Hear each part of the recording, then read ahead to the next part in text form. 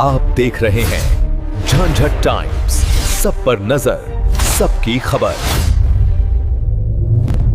समाहरणालय स्थित लहटन चौधरी सभागार में आयोजित जिला जनता दरबार में जिलाधिकारी सुपौल सावन कुमार ने आवेदकों से मिलकर उनकी समस्याएं सुनी तथा संबंधित पदाधिकारियों को त्वरित कार्रवाई करने हेतु निर्देशित किया गया। जिला जनता दरबार में आज कुल 60 आवेदन लिए गए।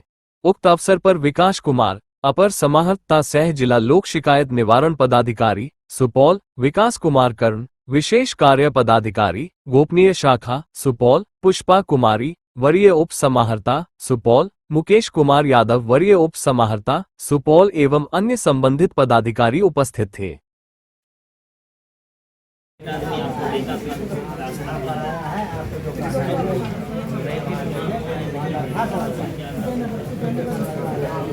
निर्मली जी